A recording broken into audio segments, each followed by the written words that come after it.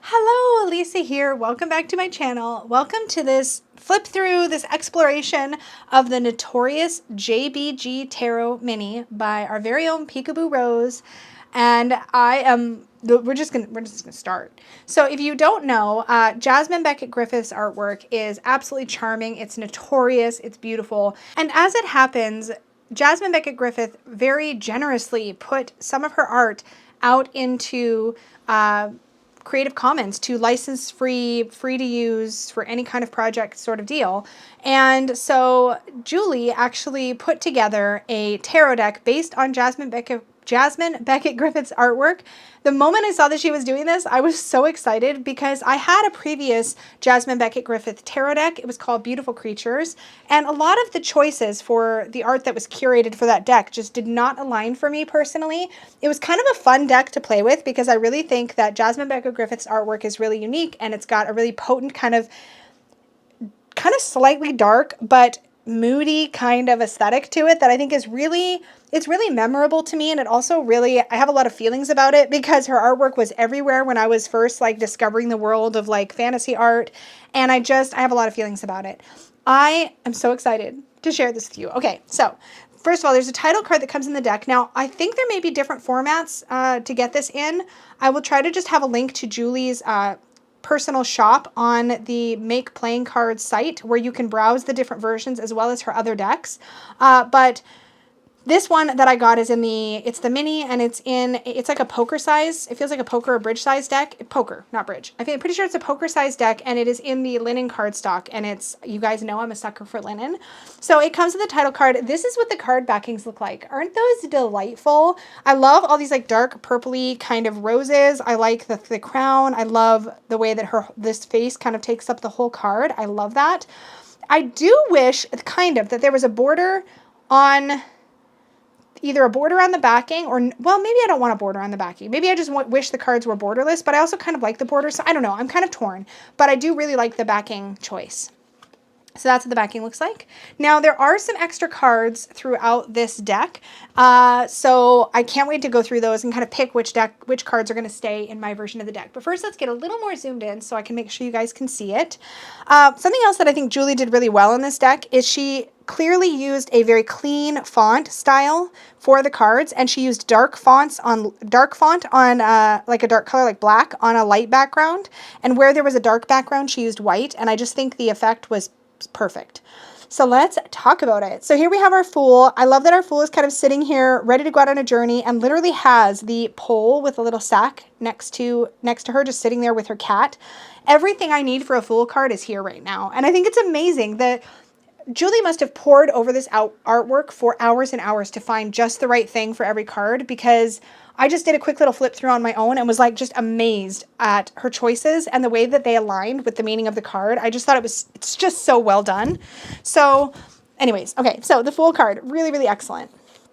Here we have our magician, and our little magician witch here is sitting here poring over her book of magic.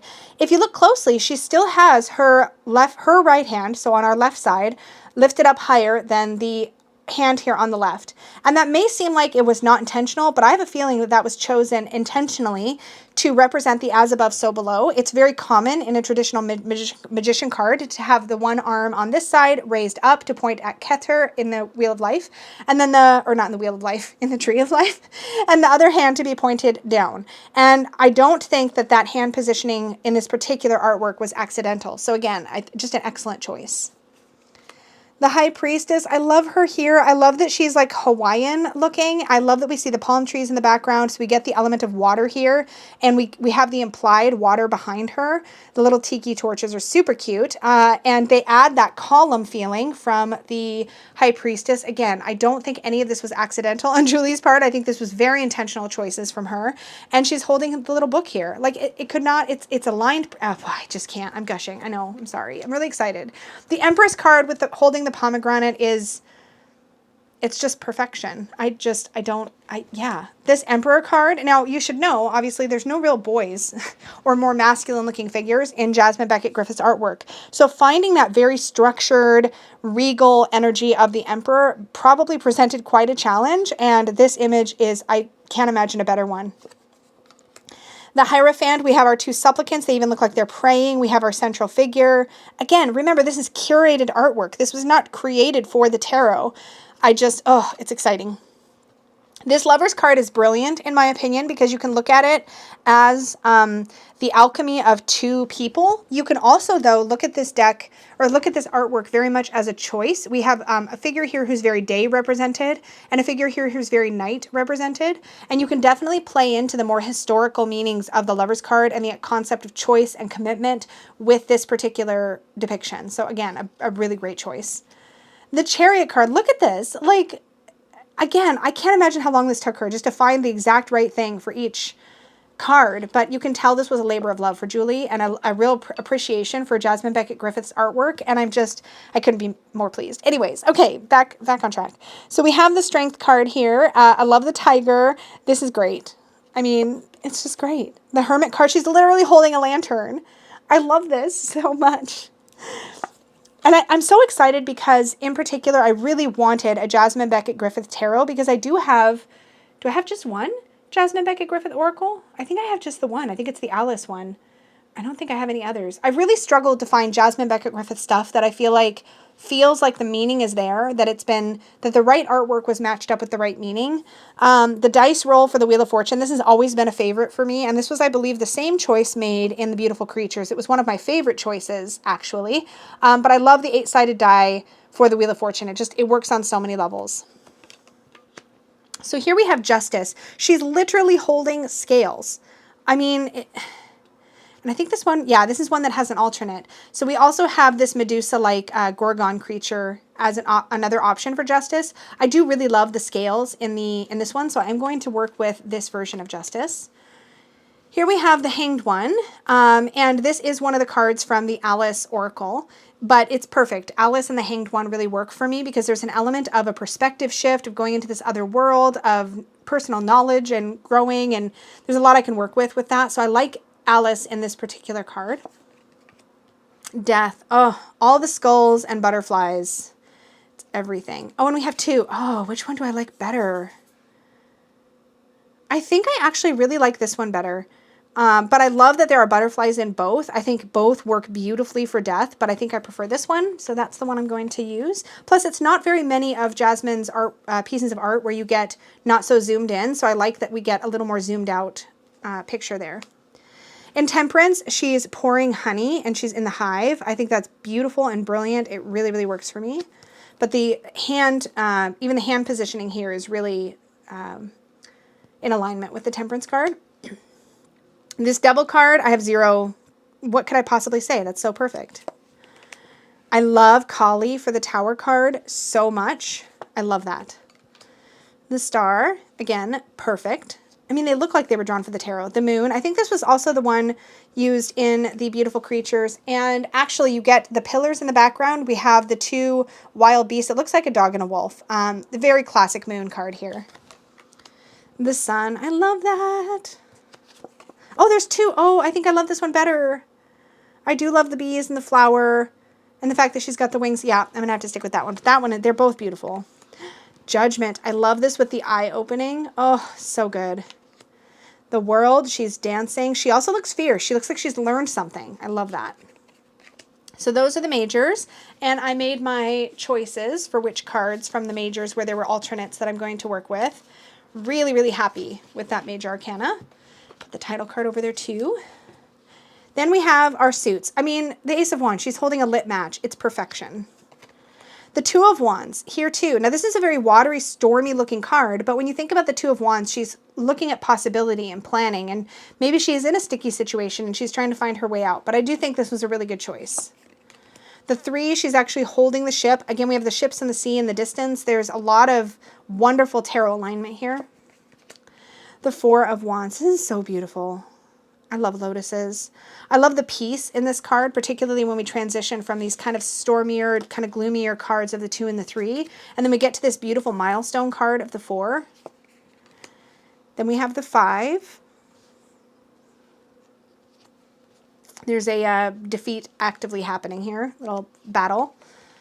The Six of Wands, this is so great. She's like, I have just conquered whatever I've conquered, and I'm pouring myself a glass of champagne, and I think that's excellent. I also like the take on this card being less about external recognition and more about recognizing your own successes. And that idea of recognition and kind of how I look at the relationship to recognition is an important part of how I read this card, so I really like this change. This is a fantastic Seven of Wands, actually. They look like little ninja girls, kind of. I don't know if there's a better way to say that. But they look like very stealthy, and they look like they're going to be going up against maybe something stronger than themselves, but they're very well prepared. The Eight of Wands, I love all these little taking off, glowing kind of moths in the background. The very well-lit flames. I like that she's got wings so she can take off with them. Love it. The Nine of Wands, she definitely looks like she is protecting what is hers. And the Ten of Wands, oof. This is so great because a lot of times in the Ten of Wands, we are sometimes carrying other people's burdens or carrying them in some way. And this really highlights that. The Page of Wands, oh, I love her. The Knight of Wands, yes. The Queen of Wands, oh my God, the courts are great. And the King of Wands. They all look like the personality that I would expect to see from this suit. Oh, wait, there's two different King of Wands. Oh, which do I like better? Again, I think I'm going to go with this one because I like it when we get those zoomed out perspectives, but they're both good. My favorite suit, the Cup suit. So here we have our Ace of Cups, and she's got her cup of tea here and a dove. And the dove going into the cup is iconic Rider-Waite-Smith symbology. Again, a beautiful, meaningful choice. The Two of Cups. Oh, I love this. This looks like, this reminds me of, and I don't know the story well, but it reminds me of Wicked, of like the two sisters, kind of their different paths. Oh, there's so many places you could take that in the Two of Cups. I love that. The Three of Cups, three girls. They've got their cups. I love it. Here we have another Alice, but this is such a great scene for the Four of Cups. I mean, it literally, there are four cups on the table. It literally looks like the Four of Cups. And I don't know if, I should have asked Juli this. I'm curious if she cropped out particular images or if a lot of these were just taken as they were. I'm assuming she did some cropping work because that would make sense here because there's exactly four cups visible, which I think is smart. At least I think there's four cups visible. Am I imagining that? I don't know. It feels immediately like the Four of Cups. And I just wonder if she also used clever cropping of artwork in order to get us zoomed in on the important stuff. Here we have the Five of Cups, and she does look sad. This is the best Six of Cups. I cannot imagine what could possibly be better in this position. This is brilliant. The clutching of the teddy bear, being in their like safe space, the connecting to innocence. There's so much here. I'm so excited about that choice. The Seven of Cups, she looks so daydreamy. It's perfect. The Eight of Cups, letting the fireflies out of the jar. Again, the meaning is here. And I just love, it's so clear that Juli is comfortable and knows the meaning of the tarot really well because she's made such great choices. The Nine of Cups. Okay, I appreciate that it is not a dude with a bunch of wine. It is a girl with a bunch of wine, but I do like it. It does speak right to the Rider-Waite-Smith.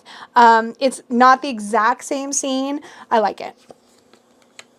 And the Ten of Cups, this is my happy place. This seems like a Ten of Cups moment to me. She seems very complete in and of herself, which is what I like to see. The Page of Cups, and she's literally underwater, surrounded by fish. Perfect. The Knight of Cups, also perfect. I love all the water in these cards. The Queen of Cups, also surrounded by fish. I mean, like you can really see the evolution of the Page to the Queen in these two cards. I think that's excellent. I love that. And the King of Cups. Oh my gosh, it's so good. It's so good. They're even holding a cup. I just can't. It's so good. The Ace of Swords. I love this. I'm just going to keep saying I love it. Okay, so if you expected me to be really critical of this deck, I'm really sorry, but I'm really happy with it. The Two of Swords. The Three of Swords. I think there's a choice here. Yeah. So I love this because you have an option to go with the more sort of wounded, having been through a difficult time kind of feeling of the Three of Swords. Or you have a more neutral, three birds here, to me, speaks to growth or expansion of the mind, perhaps communication. So you've got a more neutral way to look at it. I do really like this for the way that I read the Three of Swords. The Four of Swords, we have that moment of rest. This is the only piece of artwork that I feel like feels like it doesn't quite, it's like her older artwork or something. There's something about this one that doesn't mesh quite as smoothly with the rest of the cards, but that is my only, I think, bit of a gripe. But I like the choice still of the position and what's happening in the card to the meaning of the card, so that works. It's just the art feels a little bit like it was from a different era in Jasmine's history. This Five of Swords is incredible. It's so good. Like, she's walking away, but there's like this like bloody scene in the background. Like, it's dark, but in a cool way for the Five of Swords. The Six of Swords, I mean, again, we have everything we need here to interpret the card. There's that idea of being sheltered and protected as we move on. Love that. The Seven of Swords with the masquerade mask. Actually, this is the other one that looks like it's from that same sort of time period. Yeah, see, these look like they're kind of from the same genre of Jasmine's art. Yeah. The Eight of Swords. This is a little spidery for comfort, but it does work for the 8. The 9. Yeah, she does look stressed, uncomfortable, and all these thorns are kind of poking at her. Yeah. And the 10 of Swords. I love the scar here and the fact that it's been stitched up. There is an opportunity for healing, but she's clearly been through it. And her cat's injured as well. And then we, of course, also have a neutral, more neutral choice for the 10 of Swords. I do read the 10 of Swords this way, right? So I'm going to keep that card in there. Oh, my cards are spinning up there. Okay. So now we're into the Page of Swords, and here's another option we have. In theory, actually, I do think I like this better, this page. And mostly because I want to stay away from too much Alice artwork because I don't want this deck to feel Alice-y, if that makes sense. So I'm going to keep this one. Then we have our Knight of Swords. I love that this Knight of Swords is literally writing, which is such a common Knight of Swords activity. Love it. And then the Queen of Swords looks very Queen of Swords-y. I mean, excellent. And the King of Swords in a library. I mean, again, you can tell time was spent to find the right matches here. Okay, that brings us to the Pentacles. We have the Ace of Pentacles. I love the dandelion fluff here. I love that she's surrounded by a certain amount of opulence. There's the idea that there is an opportunity, maybe a wish being wished. The Two of Pentacles juggling these badgers. That's hilarious. I love that. The Three of Pentacles. Okay, little bees, because bees are very much honey gatherers, workers. They work together. That really works for the meaning of the Three of Pentacles. Oh, and then there's this one with these little, are these mice or weasels? I don't know what, they're so cute though. I'm going to stick with the bees, but that's a really cute card. Okay, this 4, when I spotted this, so I was just like quickly flipping through when this deck came in. When I spotted this, I was like, I didn't even know this artwork existed. I've never seen it anywhere. I'm sure it's been out there, but if you really look closely, I'm going to zoom this in even more here. It's as much as I can go. The halo above her head is a stock market ticker, and her tattoo on her arm are the different kinds of currency. And like she's clutching on to these jewels and this skull with a crown on it. Like, it is such a classic, don't take risks financially right now. Like, this is such a brilliant choice for the Four of Pentacles. I just thought that was so cool. What a great association. The Five of Pentacles, again, really spot on. She looks a little forlorn and lost. The Six of Pentacles, they have enough to share, so they're sharing with the birds. I love that. The Seven of Pentacles. I love the kind of melty time kind of stopwatch she's got and her worried expression. Again, really works for the nervousness or the I wonder how it's all going to turn out kind of energy of the Seven of Pentacles. The 8, she's got paintbrushes. Again, in 8s, we're refining, we're mastering our craft. That really works. In the 9, she is safe in her garden with her pumpkins and her owl friend. I mean, it's very Rider-Waite-Smith spot on. And then in the 10 of Pentacles, we have a whole little family of fairies clearly being well taken care of. Then we have our Page of Pentacles. I love the little deer. And there's another Alice. So this is another choice. They're the exact same scene, but this one is Alice. I think technically this card is cuter. They're both very cute. But again, I don't want this to feel too much like an Alice deck because I do have the Alice Oracle. So I'm going to stick with this Page of Pentacles. Oh, look at the Knight of Pentacles. Oh my God, that is so great. And the Queen of Pentacles. Classic Jasmine close-up artwork. And the King of Pentacles, which gives us a little bit more of that almost Hawaiian looking feel again. I love that. Oh my gosh, you guys. She did such a good job. Let's zoom out to about there. Okay, she did such a good job with this. So all of my extra cards, 1, 2, 3, 4, 5, 6, 7, 8, 9. My deck is running away with me. It is slippery because it's a linen finish. So those are all the cards that are coming out of my deck. I'm going to have to tuck those away somewhere safe. Let's give it a shuffle. I've been dying to shuffle this deck since I got it because it's linen. So it's like a playing card deck. Oh, it shuffles so good. I can't wait to just shuffle and shuffle and shuffle this. This is so fun. Okay, so let's do a little fan out. It's going to fan perfectly because it's linen. And linen is that textured stock that it's like playing cards, right? It's just meant to shuffle well. It's meant to slide and glide well, which is why it's slippery. Some people don't like the slipperiness of linen. While it is a little annoying because it can slide around, it makes for such wonderful handling. Oh, it's so good, you guys. But look what we can do. Oh my God, I love it so much. Okay, let's do a little fan with this little pocket deck. Oh my gosh, look. Oh, I knocked my candle. That's okay. Look it. So cute. All right. That, my friends, is the Notorious JBG Tarot by Juli Rose, our very own Peekaboo Rose. I will link her walkthrough and her channel down below for you to check out, as well as a link to her Make Playing Cards storefront, so you can shop this deck. Again, you have a choice of cardstock. I think there's a smooth version. I think they're both the same kind of size, but I could be wrong. There might be a bigger size. I just love this size. I'm going to be putting mine in this really cute little Peggy pocket pouch here, which I just thought matched it pretty nicely. So that's what it's going to be living in. I'm really excited about this. Tell me what you think down below. Are you going to be scooping this up? Do you like Jasmine Beckett-Griffith artwork? The only other Jasmine deck that I have is the Alice-based Oracle, which is this one here. So you can see there's quite a big card size difference, but you can see why I didn't want too many Alice cards in my tarot. And I love this Oracle deck so much. It's really, really good. And I love all the Alice themed artwork. There's our... Is this the same from the pomegranate? I'm now so curious. Okay, anyways, the point is I do have this Oracle deck, but this is the only other Jasmine Beckett-Griffith deck I have, and I just think this being a tarot, it's so incredibly usable, and I'm really, really excited. So thank you, Juli, for making it, and I can't wait to hear what you guys all think. Make sure you like, subscribe, click the bell, do all the good things. Thank you so, so much for watching, and may your magic always shine from the inside out.